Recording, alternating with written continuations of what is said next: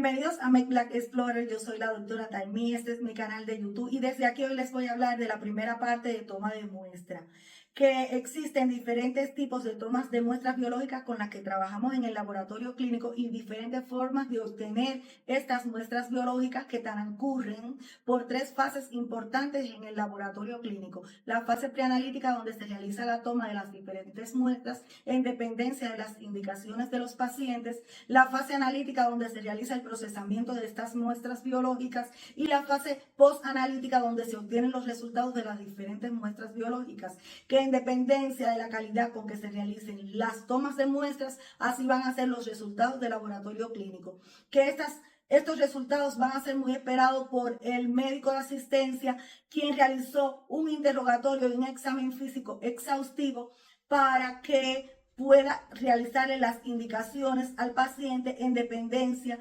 de que quiera realizarle el diagnóstico de una enfermedad, el seguimiento de una enfermedad ya diagnosticada o solamente para realizar exámenes rutinarios. Que existen en el laboratorio factores no susceptibles a cambios y factores susceptibles a cambios.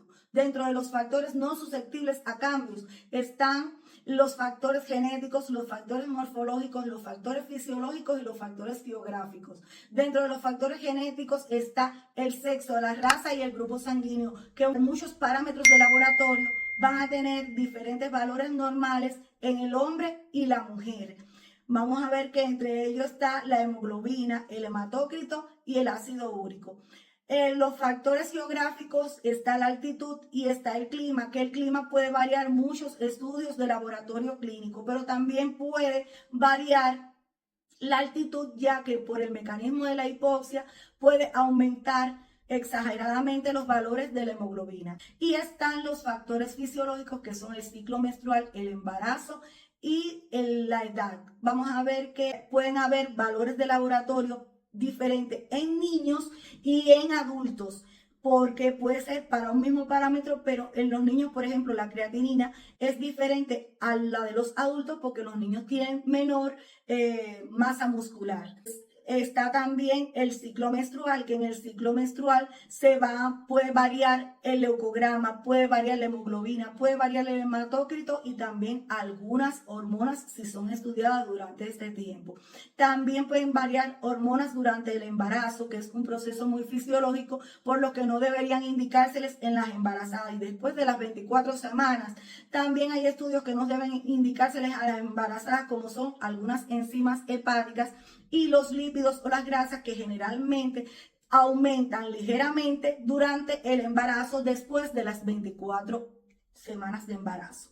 Que están los factores morfológicos como la estatura y la masa corporal, que vamos a ver que son de gran importancia en los estudios renales. Existen factores susceptibles a cambios en el laboratorio clínico, que estos factores se van a convertir en requerimientos sobre los cuales le debe orientar al paciente el médico de asistencia, y que sobre estos factores hay que trabajar para que no se alteren los resultados del laboratorio clínico. Estos requerimientos, ¿cuáles son? Vamos a ver que el primer requerimiento, si se trata de un examen que no es de urgencia y que es temprano en la mañana, es el ayuno. El ayuno va a ser de 8 a 14 horas de ayuno, de gran importancia. Porque el paciente debe hacer su última comida el día anterior a las 6 de la tarde y el resto del tiempo solamente puede ingerir agua. Que si dentro de las indicaciones viene el estudio de los lípidos o grasas, vamos a ver que la última comida debe realizarse sin grasas, que el paciente debe realizarse la toma de muestra al otro día entre 7 y 9 de la mañana o entre 6 y 9 de la mañana, y pasada las 9 de la mañana ya se considera un ayuno prolongado, por lo que debemos cumplir este ayuno, porque una vez alterado el proceso de ayuno se alteran resultados como la glucosa, el colesterol, los triglicéridos, las proteínas, y entonces tenemos que llevar a cabo un proceso de ayuno correctamente. El otro requerimiento sería el hábito de fumar. El paciente debe dejar de fumar 24 horas antes de la realización de la toma de muestra, porque se aumentan resultados como la glucosa, el colesterol y la amilasa. También está la ingestión de bebidas alcohólicas, que se debe de suspender también 24 horas antes de la realización de la toma de muestra. ¿Por qué? Porque esta toma de muestra se va a ver afectado el resultado, porque las bebidas alcohólicas contienen etanol y el etanol puede disminuir la glucosa, puede aumentar los triglicéridos y puede aumentar enzimas hepáticas como por ejemplo la gamma-glutamil transpeptidasa. O sea, la gamma-glutamil transpeptidasa es muy susceptible cuando el paciente ingiere bebidas alcohólicas y se produce el aumento del etanol en sangre. Otro requerimiento que se debe tener en cuenta es la realización de ejercicios físicos, que no se puede realizar ejercicios físicos 24 horas antes de la toma de muestra. ¿Por qué? Porque la fatiga y el cansancio muscular alteran una serie de parámetros como son la glicemia, la creatinina, la hemoglobina, pero que también existe otro requerimiento que es de gran importancia, y es el estrés. El paciente tiene que estar completamente relajado a la hora de realizarse cualquier estudio. 24 horas antes, o sea, desde el día antes, el paciente tiene que estar en completa relajación, y al otro día no puede hacer un viaje de pie ni en bicicleta, tiene que realizar un viaje confortable hacia el lugar donde le van a realizar la toma de muestra. Y si está en la institución donde se realiza la toma de muestra, el paciente tiene que estar completamente relajado. ¿Por qué? Porque el estrés altera una serie de parámetros como son la renina plasmática, el cortisol, la glucosa, el potasio, el colesterol. Entonces, es de gran importancia este requerimiento. Otro requerimiento que tenemos que tener en cuenta son los medicamentos. Vamos a ver que se deben suspender los medicamentos reguladores de metabolismo, como son las drogas hipoglicemiantes orales, también las drogas hipolipemiantes orales como las astatinas, la simvastatina y la torvastatina, y también los antihiperuricémicos y los antigotosos, como el alopurinol y la colchicina. Hay medicamentos como los antiinflamatorios no esteroideos que el paciente puede estarse automedicando y los puede estar ingiriendo. Entonces se le dice al paciente que los debe de suspender, al igual que las drogas anticonceptivas orales. La muestra más usada en el laboratorio clínico es la sangre, que existen tres tipos de sangre: la venosa, la arterial y la capilar, que la venosa se obtiene por la flebotomía, la arterial por la punción arterial y la capilar se obtiene por la punción del lóbulo de la oreja, del talón o del dedo. Que vamos a empezar por la flebotomía, que independientemente de que sea un estudio temprano en la mañana, un estudio de urgencia, siempre el laboratorio debe tener un local adecuado, preparado para realizarle la flebotomía al paciente. Después viene que el paciente tiene que estar preparado en dependencia del tipo de estudio que se le vaya a realizar, si ya sea de urgencia o otro estudio temprano en la mañana. Él tiene que estar preparado a que se le va a realizar este estudio y tiene que estar en completa relajación.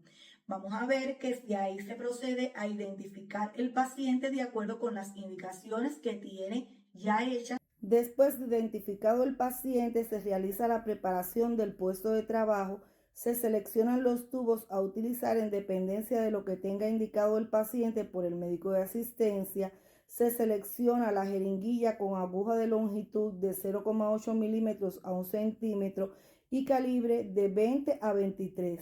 Se prepara el material de desinfección, que son las almohadillas de algodón y el alcohol al 75%. El torniquete y la pinza con que se retira la aguja de la jeringuilla después de haber puncionado.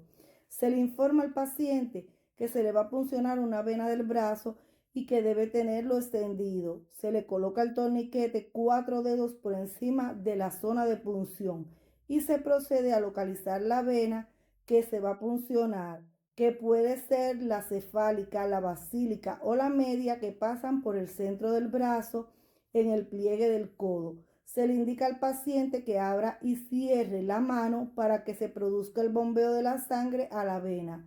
Una vez que se selecciona la vena, se desinfecta el área del centro a la periferia.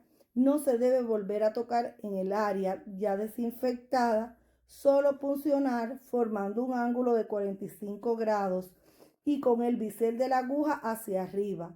No se debe puncionar encima de la protuberancia venosa, sino a una distancia de 0,5 milímetros de la misma. Cuando se visualiza la entrada de sangre a la jeringuilla, se retira el torniquete, que no debe sobrepasar 1 minuto el tiempo que debe estar colocado en el brazo. Cuando se hace la extracción, se retira la aguja y se coloca en la zona de punción una almohadilla de algodón seca y se le indica al paciente que flexione el codo y abra la mano. El método anteriormente explicado es el método clásico de flebotomía. Actualmente, para la extracción de sangre se siguen los mismos pasos a realizar, lo que cambia el método mediante el método al vacío del sistema Vacutainer. Primero se coloca la aguja en la camisa del Vacutainer, se procede a colocar el torniquete y se realiza la asepsia o desinfección del sitio de punción. Una vez seleccionada la vena, se punciona y se fija el Vacutainer con el dedo pulgar opuesto. Se introduce el tubo dentro de la camisa hasta perforar el tubo por completo y esperar a que la sangre se deposite dentro del tubo de manera espontánea. Se debe llenar el tubo hasta la marca o afor que tiene. Los tubos de tapa lila y de tapa azul se deben invertir una vez que tengan la sangre en su interior y se procede a retirar el torniquete y colocar la almohadilla de algodón seca en el sitio de punción. Se retira la aguja y se le indica al paciente flexionar el codo y abrir la mano. Cuando esto se realiza, se le dice al paciente que si se encuentra bien y que espere unos minutos antes de levantarse, porque es un paciente que está en ayunas y que se le acaba de hacer una extracción de sangre que se coloca en el tubo con anticoagulante. Lo que se va a obtener al centrifugarse es el plasma. Sin embargo, la sangre que no tiene anticoagulante, hay que esperar que se produzca la retracción del coágulo y de ahí se centrifuga y se obtiene el suero. Entonces, esta es la diferencia entre uno y otro, que cuando está anticoagulado es plasma y cuando está sin anticoagulante es suero. Que los anticoagulantes más usados en el laboratorio clínico va a ser la heparina y el EDTA, que es el ácido etilendiamino tetracético. A la hora de la punción arterial en el laboratorio clínico se puncionan varias arterias, entre ellas están la arteria braquial, la arteria ulnar o cubital, la radial y la femoral. Esto se hace sin usar torniquete y localizando el pulso arterial. Las punciones arteriales más frecuentes son la de la arteria radial, que se localiza en la muñeca, la de la arteria femoral, que se localiza en el medio del pliegue inguinal, en el triángulo de Scarpa, y la punción de la arteria braquial, que se localiza en el medio del brazo, en la parte interna. La aguja con que se realiza la punción debe tener el mismo calibre y longitud de la aguja que se utiliza en la flebotomía, y la punción se realiza después de realizar la desinfección de la zona donde se hace la punción con el bisel de la aguja siempre hacia arriba.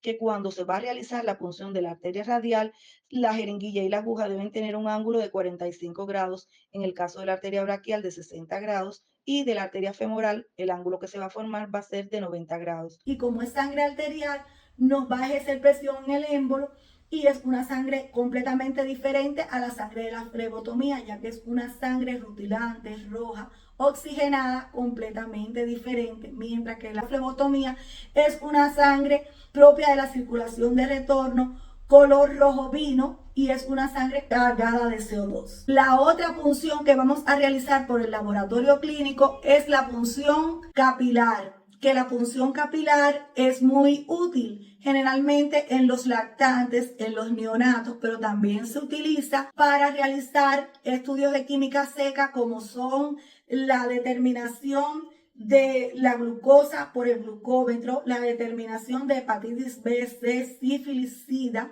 que son estudios de química seca y que solo requieren de una gota de sangre. También para la realización de una lámina en un portaobjeto donde se va a extender y se cuenta solamente con una gota de sangre. La punción capilar se va a realizar en el talón o en la superficie lateral del dedo del medio en la parte superior, que aquí vamos a puncionar en esta zona y no en la yema del dedo ni en la superficie lateral del dedo índice. ¿Por qué? Porque estas zonas están expuestas a roce y la punción tiene que ser muy fuerte para poder lograr sangre capilar adecuada sin que esté mezclada con líquido ístico. Sin embargo, en esta zona no se puede hacer una punción tan fuerte porque es una zona suave que no está expuesta a roces. Se hace una punción suave, se elimina la primera gota de sangre que está mezclada con líquido ístico y de ahí se utilizan el resto de las gotas de sangre, ya sea para el llenado de un tubo capilar, ya para un hematocrito, de un tubo de hemogasometría, que hay que tener en cuenta que el tubo de hematocrito se debe sellar en un extremo y el tubo de hemogasometría se debe sellar en ambos extremos para no tener contacto con el medio ambiente, que en ninguno de los dos se deben dejar columnas de aire. Cuando se le haga a un neonato o un lactante, que es lo que generalmente se le punciona, es el talón. A la hora de puncionar el talón, se punciona suavemente el talón del lactante o del neonato, una punción certera para hacer lo mismo: el llenado de un tubo capilar, la extensión de una lámina portaobjeto, el llenado de un tubo de gasometría, que todos estos tubos tienen que estar heparinizados, o sea, anticoagulados con el anticoagulante heparina, no con el edeta, porque el edeta es un ácido y puede alterar estas determinaciones.